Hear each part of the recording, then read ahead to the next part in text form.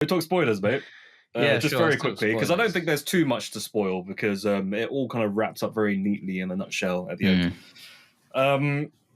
So it turns out the children are the weapons No, all along. so that's Who one of the knew? themes, isn't it? I really Turning our regret children into listening. weapons.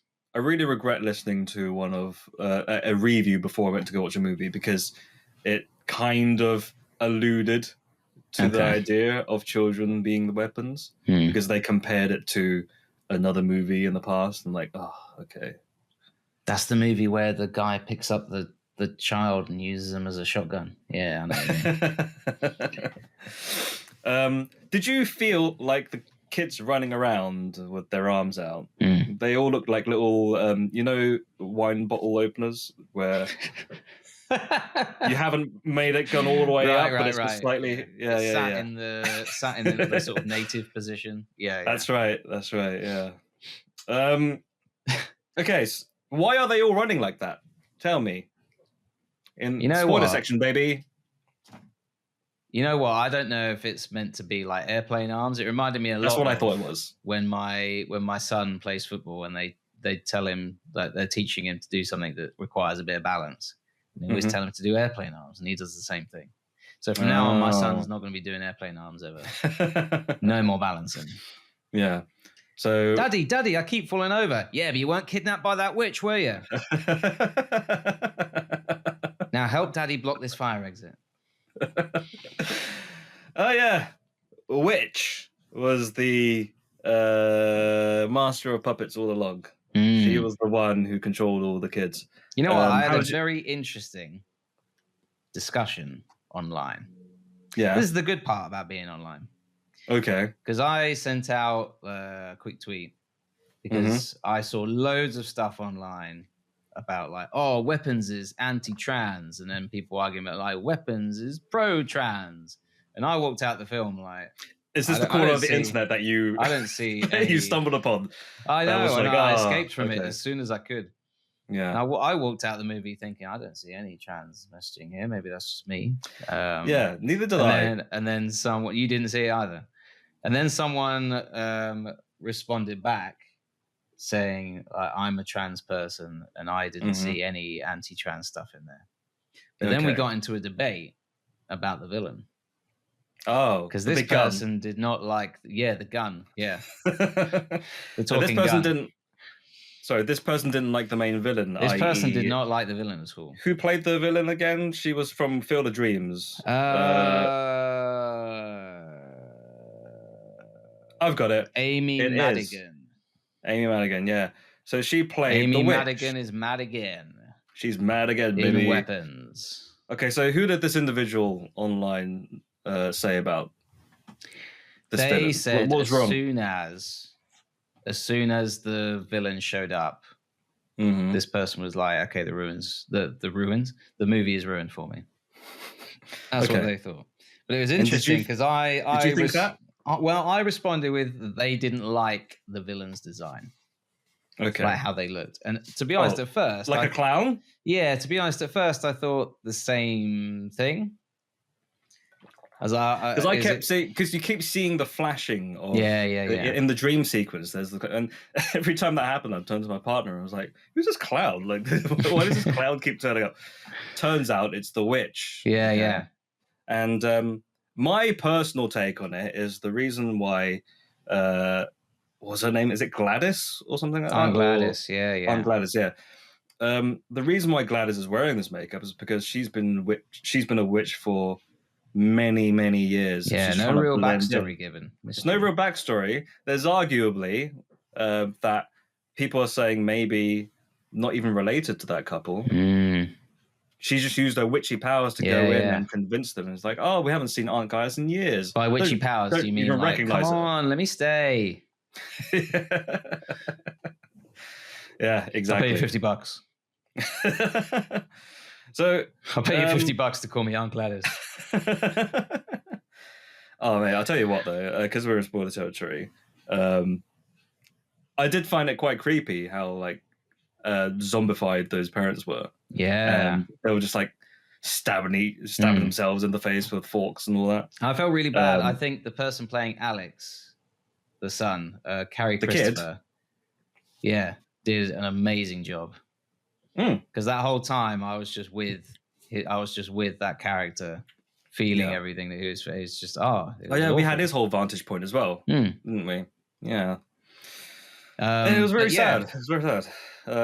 But what else is there? But through this debate, I realized that actually, and this is getting into like, this is what the movie's about. Right. But I like how when the witch is being her real self, she's very cold and like quite dread-inducing, very still. Yep. But when she's like showing off a front, if you look at her color scheme, it's all like red, white, and blue. So it's very like much an American flag.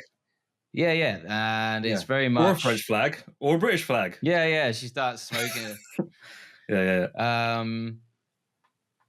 So it's flipping between this like still malevolence, and then it's going to anyone else, I'm going to give this like oh shucks, like over the top Americana type performance.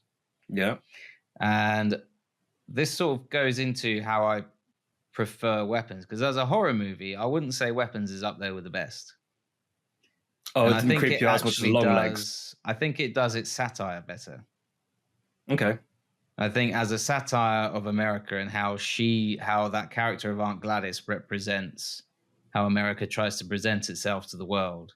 And then in the background, it's sort of putting together all these terrible plans that really you wouldn't want to hear about. You wouldn't want to know that, but they are happening. See, it's interesting how you've taken that interpretation from him, because I didn't see that when I saw the makeup. I just saw that she was trying to make herself look more human with like over the top makeup, and she's so out of touch that she thinks that this looks normal to her. Yeah. Well, this is what I mean, though. I thought that at first, or I thought similar at first, and then I had this debate with this person, very friendly debate, and then as you discuss these things more, you realize, oh, okay, this is what the film's trying to do. Interesting. I don't get the people that are like Weapons is about nothing. I just think when people say this is about nothing, they just want to sound like they are very knowledgeable and very witty. Like, I actually think it's about nothing at all. Yeah, but like on the other side of the spectrum, people will say, like, "Oh, it's about something." So, like, arguably, both sides are trying to sound. Yeah. Or do you think it's a lot more pretentious for someone to say? I think some people are being very pretentious. It's not even a movie. Oh, I hate it when people say that. Yeah. It's not even a movie. It's not about anything, really. Yeah. Yes, it is. Very droll. Very droll. Yeah, very droll. Yes.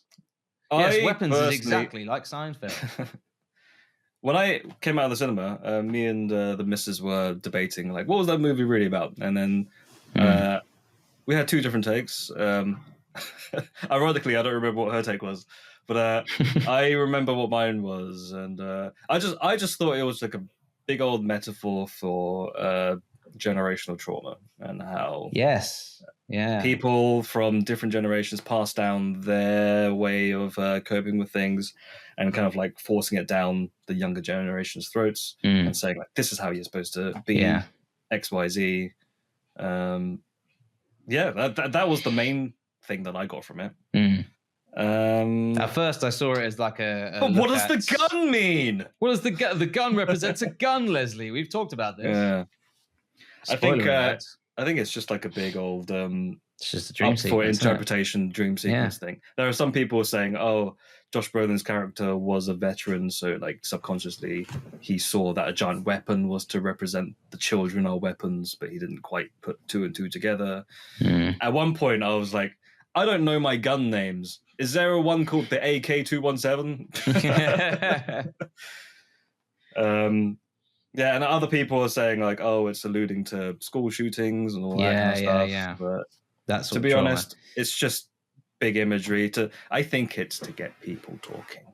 Well, I do think it's quite scattershot as well, though, because it's trying to do a lot of these things. Yeah. Because I don't think, apart from those people that are sitting there saying it's about nothing, I think Weapons is trying to talk about a lot of these topics that we've mentioned and others, I'm sure. Yeah. But because it's trying to handle so many different things, a lot of them don't really wrap up very well. I think it does the generational trauma that you've mentioned. I think it wraps that up quite well. What didn't you think they wrapped up well? Well, the satirical angle, which I really enjoyed in terms of the Aunt Gladys character. Mm-hmm. But I suppose in the end, it ended up making her quite pitiful because she was running away from the children, wasn't she, screaming, and no one was really helping her. So, yeah, it made her quite pitiful and sad in the end, really. But I don't know how that. But she was also being horrible. Oh, yeah. So I think she got what was coming. Yeah. She's not pitiable like the movie Goblin. No. Because he's a nice goblin. Kill me. Feed me with your Smarties and M&Ms you top your popcorn with. Nitrate film. I eat nitrate film for breakfast. Oh, there was one more thing I wanted to say. So I said there was one bit that the whole cinema was laughing at. Oh, yeah. Which bit are you talking about? It was the bit where I can't remember exactly which character it was. It could have been the police character, or it could have been. It was within the house, and people just kept getting up and getting like knocked over. And then getting up again and knocked over again. Oh, okay. And it was just like, "Dah!" And then they hit them over. And then like 5 seconds later, they got back up again. And it happened like 5 or 6 times. Okay. And every time that it happened, everyone was like, this is funny. I found Brolin's frustration quite amusing. Like he just kept hitting him and like looking at his hand and like, and then he'd do it. Yeah. Yeah, that was the part where like everyone was laughing. Okay. Did your cinema not so much? They weren't laughing at that so much, but was that the moment where the Ring doorbells were happening for you? Oh, I don't know. They were checking all sorts of things. Did you think it was a bit dark? Because people have been comparing. They're doing a joke on the screen. Bing, bing, bong. Oh, who's that? Oh, good thing you're checking your package has arrived. Okay, good. As expected. So you're expecting it to turn up at this time. I'm gonna create a cinema where everyone's in their own separate cubicle. A real communal experience. Yeah. Go to the movies where you get to watch movies with everyone, or better yet, on your own. He's got like long fingers and extra long fingernails. Hi, I'm the movie guy. He's back, baby. Don't mistake me for the troll, even though we have the same voice. I would love to open up a cinema with you where we just bring our characters in and they're like the mascots. We've got the troll. But the troll is horrible. The goblin. Yeah, but he's the one who's like trying to put deals together. He's using reverse psychology to turn you off from the movie, but it's not gonna work. But it makes you want to watch it. Yeah. Makes you want to watch it even more. Right. This movie stinks. But I'm not gonna stop you from watching it. What else were you gonna say? You were about to say something. This movie stinks, just like the hot dogs on the 2-for-1 special. What was I going to say? I think the film is very dark. Hot dog flavored water. No. 2-liter tub of hot dog flavored water, please. For an extra 20p, we can get you free refills. Oh, sure. The manager's like, I don't know, troll. We're losing money here. No one's buying the hot dog flavored water. And then it could be, oh man, we're not selling any tickets. And also, we're losing so much money on having to get rid of that hot dog water. What are we going to do? I tell you what you can do. You can suck it. Put it in. But after that... you were about to say something and I cut you off rudely with my Ring doorbell joke. I was going to say it's quite a dark movie. Yeah, like it absolutely dark. Is. Yeah. Oh, you mean physically? Did you? Yeah, it's like shot very dark, and there were a couple of scenes where I thought I'd really like to see what's happening. I got to watch it in Dolby, and everything was pristine for me, so I didn't have any problems. Everything was well lit. Is that the format where? Yeah, where it's like every 10 minutes it stops and it just goes Dolby. Yeah. Is that everything around you is in surround? You hear a helicopter. You hear someone in a guitar. Now back to your movie. And the house. And then you see in the corner, there's like a countdown, like 10 minutes until your next Dolby ad. Click to skip movie and watch ad. Yeah, I've seen that. I bloody hate it, the fact that Amazon Prime, when you pay for Amazon Prime, you still get adverts in movies. Oh, yeah. Have you seen that news story that Jeff Bezos wants to put his other half into the next James Bond movie? But which half? His left or his right? In every frame, you just see it in the foreground. Just his, just half of his body in the background, hidden behind a pillar. Yeah, every time. No, and at the end, you just see him like poke out, like, and that's the ending shot. There you go. Yeah, kind of like how when Daniel Craig appears for the first time in Skyfall, was it? Bam! Remember was that the one? Was that the one where we were like, "That's Chris Nolan. That's Jurassic Park." Yes. Yes. Yeah, that's the Joker. Yeah, that's the Dark Knight. That's the Joker. That's Jurassic Park. Yeah, I've seen those dinosaurs somewhere. No, it was the music, wasn't it? Was it the music? That was like. And while like James Bond's riding that giant T-Rex, James Bond. He's England's sexiest spy. Man, this review's gone completely and the bit off where the rails. The Alfred character shows up, and then it plays the music from Batman Begins, and we were just both like, "What's going on? Yeah, come on." Or was it? They turn up his Bond cave. They turn up in Javier Bardem's lair, and it's just Inception, like the limbo land. Yeah. Some of the shots, and then the bit where it's like, he meant to get caught. Oh, yeah. And then Sam Mendes said, "Yeah, I watched The Dark Knight before watching this movie." So yeah, of course. Oh my god! And the crowning achievement, that bit where they have the fight scene that's like lit very blue. Do you remember that bit? And then someone's looking across at James Bond after the fight, and then like the light goes away and it comes back, and he's not there anymore. Yeah. And then Gary Oldman comes up. Gary Oldman's like, I hate it when he does that. Yeah. Jeff Bezos. Jeff Bezos. I hate it when he does that. Okay. No, I didn't hear about that, but let's get back to what we were talking about. Weapons. I think it's worth watching. It was a fun time at the movies. Albeit a dark movie, apparently. Yeah, well, people saying it was based on the Brothers Grimm. I think it's more like the Brothers Dim.